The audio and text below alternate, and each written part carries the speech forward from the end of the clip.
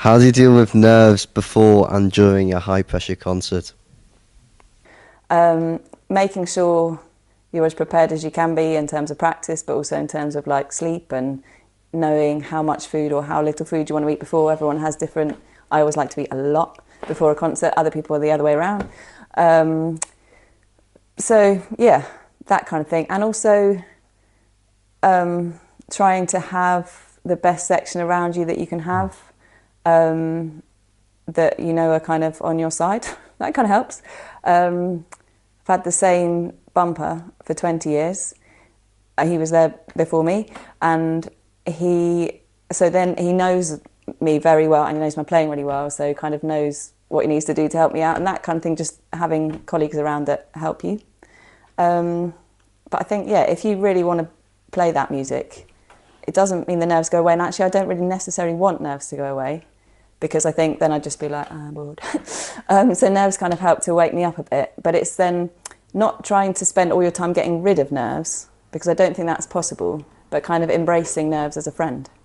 That helps you to kind of be that bit more awake and alert and stuff. But if you enjoy playing the horn and enjoy playing those kinds of tunes, then you'll want to do it anyway, however you feel. I think. Does that sound vaguely sensible? I don't know. I think. Well, see, it's interesting. I think everyone's brains work differently, so everyone feels or has experiences nerves in a different way, and so like it's interesting how you turn it into a very positive thing. I think I've been terrible with nerves, and so it's something I've always fought against because I don't want to be nervous. Yet I am a lot of the time, and I think being a musician, full stop, it's a head game. Everything's a head game, and it's just a battle again with yourself. It goes back to what Conrad was saying. You know, it doesn't matter if someone else says you're rubbish or good. It's what you believe and what you think and how you do it. And so then being a musician or a horn player, this is going to sound cheesy, it's a lifestyle rather than just a job. But I think, and so like everything I do, I always think, how am I going to feel when I have to perform? So it's, what you drink, what you eat, how much sleep you get. It's all those things that you consciously or subconsciously monitor. And again, it's the thing I've learned is trying to not put too much pressure on it, because then all of a sudden you can go the other way and sort of say, well, I have to do this to be able to perform well, and I have to do that, and I have to do that, and suddenly you're locked in a weird routine that if it breaks, you're screwed. Whereas, so you need to be quite flexible with it and relaxed, and it's constant. And so one day you feel great, and like Tim was saying, it's either your day with conductors who don't like you, or it could be your day that you don't put a foot wrong and you play everything perfectly. But then there will always be a bad day, and it's just trying to, monitor yourself as much as anything else, and knowing yourself really well. I think which is hard, and you've got to be really honest. So, yeah. I mean, the knowing yourself, that's the very biggest thing for me. My experience with nerves can be anything from the boredom that Elspeth talks about some days to being so scared that I can hardly get the mouthies on my face some other days. But I hope that nobody, even the people who know me best in the world sitting on either side of me, can tell which day is which. And for me, part of being a principal horn is erecting a force field around my section.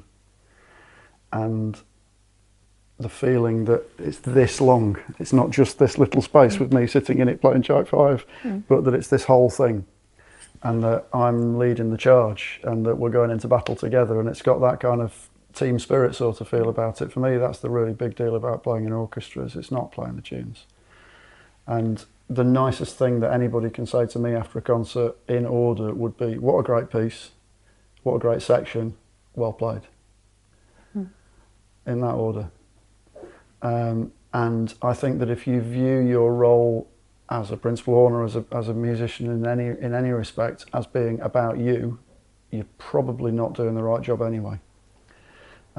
If you view your role as a performer to communicate your love for music to an audience, the odd knocked over note here and there, it's not really going to make that much difference. I mean, I'm really not a split counter. Those of you that met me on the course last year will know that I'm not really into that. For me, the main thing is intention. So when I'm practicing everything for me, exactly like Tim just said there about trying to imagine what it's going to feel like when I'm playing it. But what do I mean to happen? Not, and that's very different to what actually did happen or what is going to happen, but what do I mean to happen? And controlling the things that you can control and forgiving yourself for the things that you can't. So I know that I can control how much I sleep, I can control how much I eat, I can control whether my clothes fit, I can control whether I arrive on stage at 29 minutes past 7 or 10 minutes past 7. There are lots of things that are in your control, and then there are things that aren't. But just control all the things that you can control. So for me, it's interesting what Tim says about the routine, because for me there's a fine line. I have got a routine before a concert, and I wouldn't say it causes me a problem if I'm disrupted from it, but I try to avoid things that are going to disrupt me from that. So my routine, we do an afternoon rehearsal on a Thursday, finishes at 5:30. I'll be in Quick Chef just over the road having tea at 25 to 6. And 6 o'clock, I'm in the car with the seat down, listening to Radio 4 for at least an hour of sleep before the concert. And for me, sleeping before a concert is often the difference between playing well and not playing well. And so if I have to go to a reception or something before a concert, that's another part of playing in an orchestra that people don't teach you about at music college. Dealing with being nice to people for half an hour before, immediately before a concert where, come on, I just want to go and warm up now, thank you. That kind of thing can be very disruptive actually in that setup. But not being hungry, not having a tummy gurgling away through the concerts. It's that thing of being in control of the things that you can be, but crucially also forgiving yourself in advance for the things that you're not in control of. And I don't believe that trying to not be nervous works for me. It's more a case, like Elspeth was saying, about kind of accepting and slightly welcoming the nerves, to the extent that when I'm getting changed before a concert, I don't put my jacket on. Jacket on is the last thing that happens before I go on stage, because for me that's like just going into the final gear.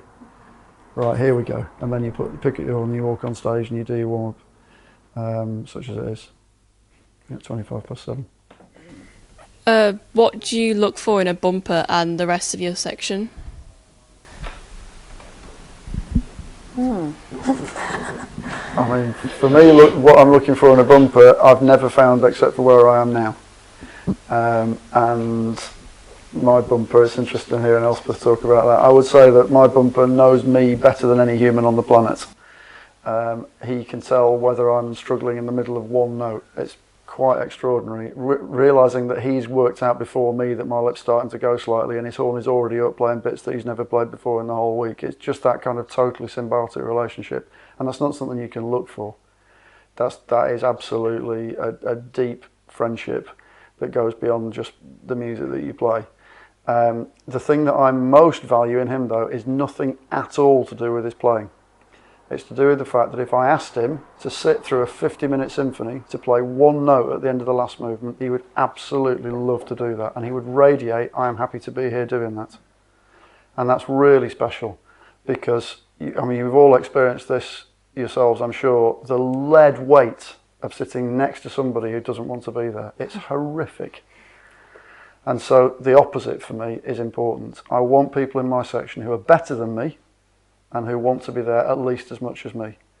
And I've only had the opportunity once in my life to appoint somebody to my own section.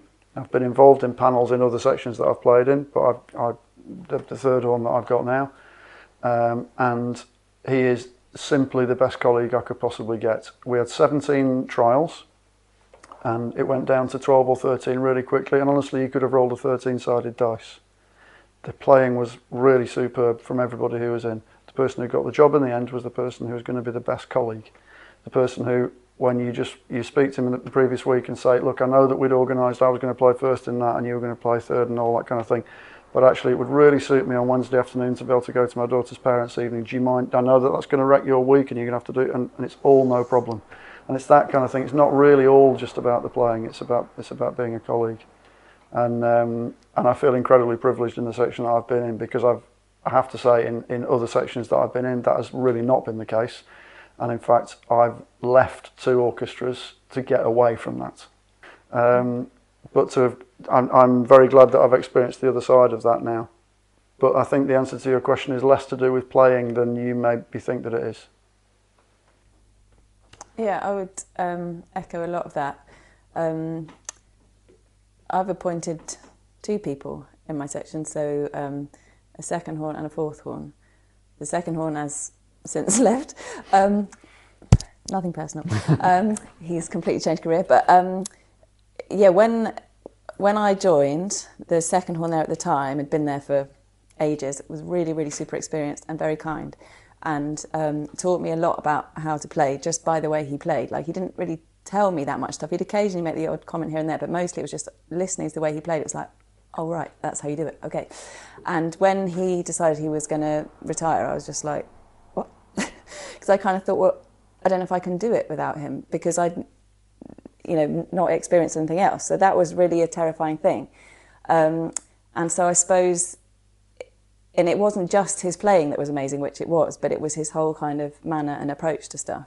So a bit like Tim's saying, it's the qualities in a colleague is not just the playing. Obviously, there has to be a really great standard, obviously, but it's the other aspects to it. And also, when I talk to people who are not in the music world, it's like, oh, you're the first one, so you're the best one. It's like, it's not really about that. It's not some kind of pecking order. They're completely different roles. And so also I want someone playing second horn who can do stuff that I can't do. I don't want to have someone who can do the same stuff as me, because what's the point of that? So I want to have someone who's got a really great sound in the low register that I don't have, not someone who can play all the fancy tunes, because what's the point of that? But it's making sure that you don't just see it as like, well, I'm the best one, and then you gradually get worse as it goes down the line, because then when you play as a section, like, nightmare. So yeah, there's all kinds of stuff like that make it a slightly more complicated thing of what you're looking for, but also when you get it, you know what it is. And I think our second horn job has now been vacant for a while, and that isn't necessarily just because there haven't been players good enough. It's the whole package as well, because I've had two amazing second horns. They've set the bar incredibly high, and sometimes I think, am I just being like really picky and like no one's good enough for me? And it's like, no, it's not about me, it's about the people I've sat next to and how amazing they've been, and how if you have someone, a really great second horn sitting next to you, it's like, I can play anything, anything's possible. It's like the whole like ballerina thing of like seeing, like a pair dancing and they're holding the ballerina up, and it's just like, oh, that's really easy. And it feels like that if you have a really great second horn that you're playing an octave that's, I don't know, like on B flats or something. It's like, yay, I can do this. And then when it's not there, it's like, I'm gonna like fall on the ground. So it's all those kinds of qualities as well. And yeah, and having a bumper that just knows what to do without you having to say it is pretty cool. Yeah, what they said. It's really hard to. I mean, I'm trying to think. I mean, to echo everything you guys have just said, but it's the qualities that you look for in people that you want in your section. Are people who are not. I mean, it's like a rule for life. Is just don't be a, you want nice people around you. But that's like seeing all you guys. You all seem very nice. And you have that naturally, which I think is good. I mean, when I was at college, suddenly you get there and it does tend to suddenly become a little bit competitive, because obviously all students have their shoulders out, elbows out, because they all want to get certain work and have ambition, and that's great and all those things, but it's maintaining being a nice person, I think, first and foremost. And obviously everyone has their moments and you can't get on with everyone all the time. But when you go into an orchestra, like you guys have both just said, you want people there who are going to be supportive of each other. And that definitely with a bumper as well. And if you have that's often the first gig that you'll get, is going in and sort of sitting next to a principal horn. And I think it is hard to explain, because I'm terrible. I mean, some people sit and mark the part, and so they'll put brackets around every single bit and be very robotic. And you play that, and then you play that, and you play that. Whereas I think I'm far more you want someone, again, who's going to empathise with what you're going through, so they can sort of say, well, you're playing this part, and you might have been playing a bit for a long time, and you think automatically you just want the bumper to say, okay, I'll take this, it's not too exposed, it's not too whatever it might be, I'll take that off you. Does that make sense? And obviously then, just before a big solo or something else, you want the bumper as well to give you a little moment, just so you can centre yourself and then do it. Yeah. Does that answer the question? Yeah. Great.